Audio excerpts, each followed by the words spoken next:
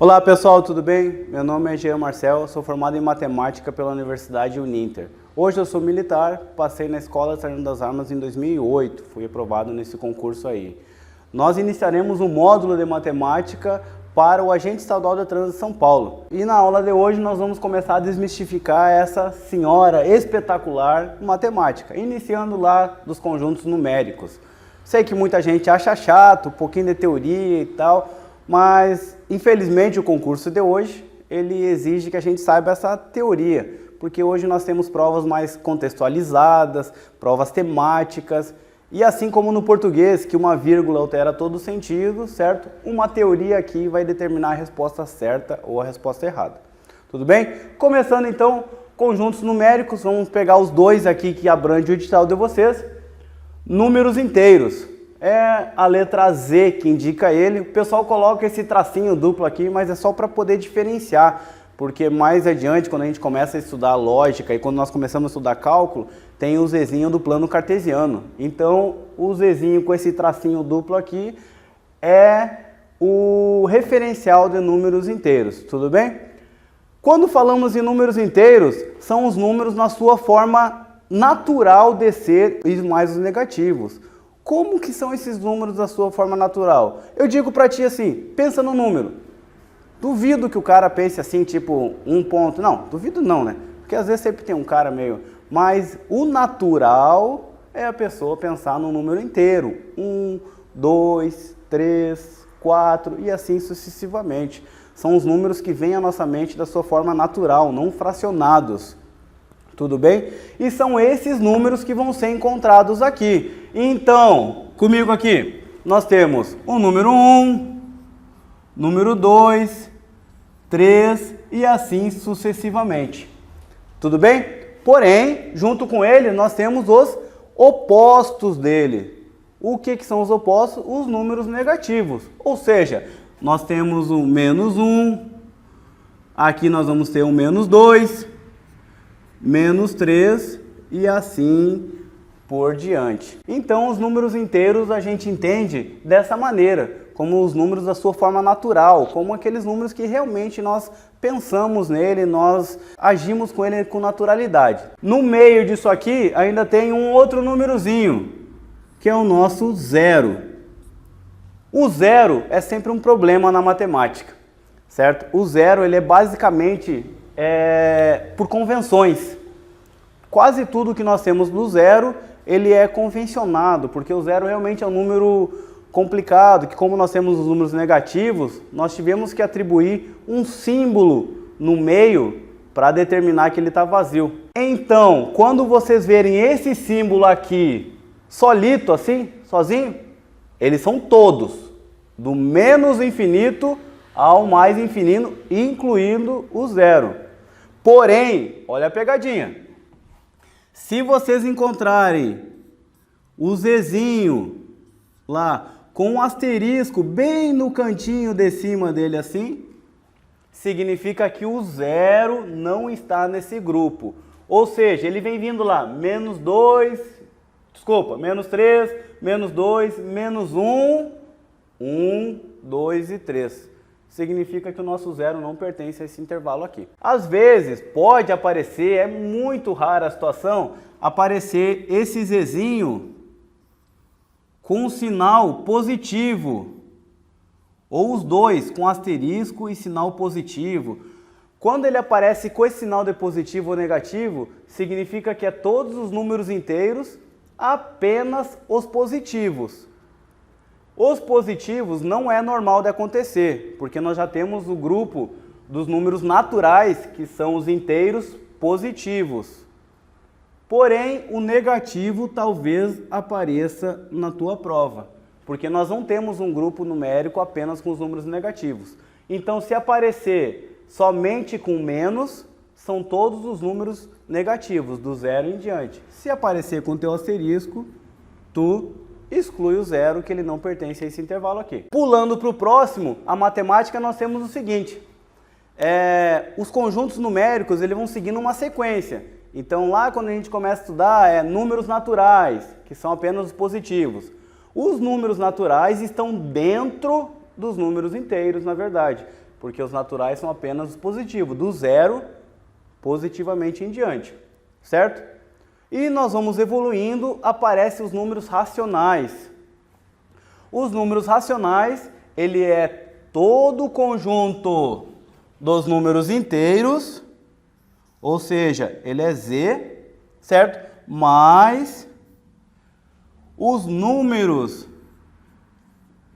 que podem ser escritos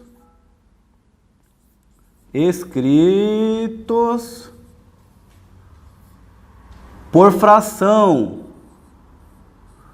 Por que que eu falo fração e não vírgula? Indiferente, certo? Geralmente a fração pode representar um número inteiro também.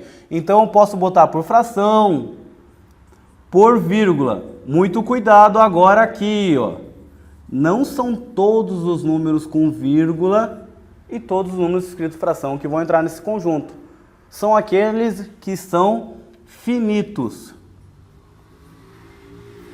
O que é finitos? Dou um exemplo para você, o seguinte, 1/2. Certo? 1/2, a resposta vai me dizer lá, vai calcular 0,5.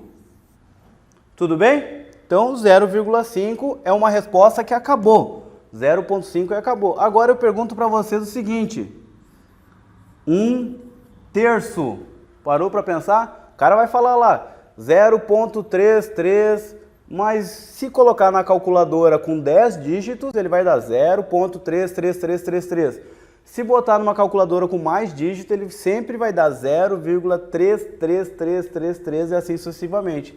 Ele é um número infinito. Ele vai seguindo enquanto tiver dígito na tua calculadora, na tua mente, certo? E ele é chamado de dízima periódica, que não cai no teu concurso porque não está relacionado o conjunto dos números irracionais. Então a nossa dízima periódica, que é o 0,3333, ela não entra nos números racionais. São apenas aqueles números que podem ser escritos e ponto. Acabou aqui, é o resultado final, não preciso ficar aproximando. Tudo bem? Entendido aí?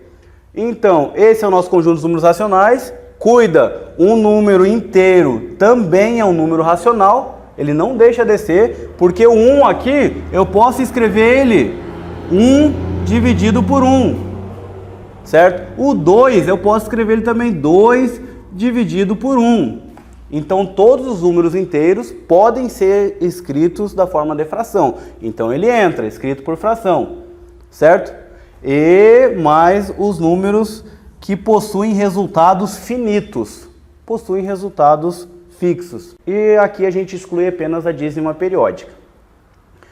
Pouquinho de teoria, fácil por enquanto, certo?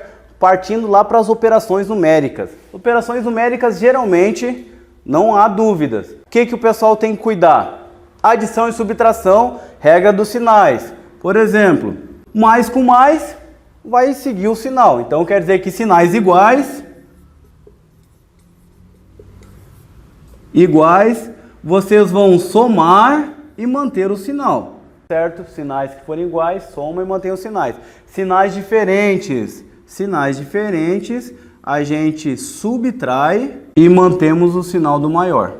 Eu tinha um professor de matemática que falava, certo, na faculdade, que ele falava que na verdade a subtração ela não existe propriamente dito, ela é uma soma, ela é uma adição.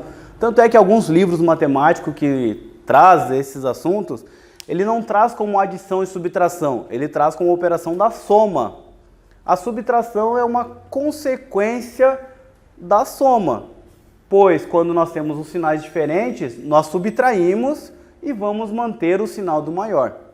Tudo bem? Passando para a próxima operação aqui, a multiplicação já começa a ficar um pouquinho mais complicada. Geralmente a multiplicação o pessoal tem um pouquinho de dificuldade na regra dos sinais, certo? E é o que dá aquele diferencial de uma resposta certa, de uma resposta errada, e é muito difícil de perceber.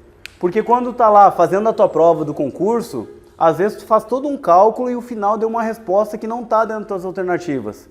Se por acaso foi um erro de sinal no meio, tu perde muito tempo ficando procurando onde foi o erro, e por isso que é bom a gente sempre prestar atenção nisso aqui. Então, multiplicação e divisão, a regra é a mesma para elas também.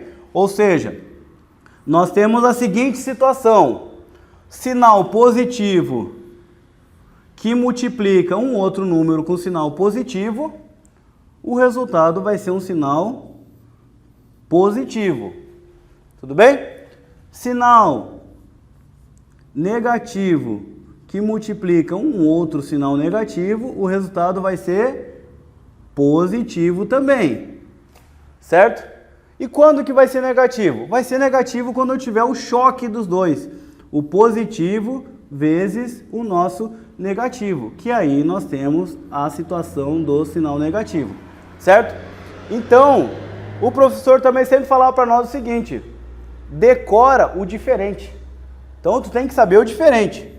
Esse aqui que tu tem que saber para te não se confundir. Então, só vai dar negativo quando for um sinal positivo com um sinal negativo na multiplicação e na divisão. As regras são as mesmas. Se eu tiver um número positivo em cima e um número negativo embaixo, o sinal ele é negativo. Positivo com positivo vai dar positivo e negativo com negativo dá positivo, certo? O diferente é só o positivo com negativo. Isso aqui geralmente é o que dá problema na prova, é o que é mais difícil da gente conseguir pegar. É um negócio simples, é um negócio que o pessoal geralmente não dá muita bola, mas pode ser que seja o diferencial. É aquela teoria chata da matemática que às vezes faz a diferença.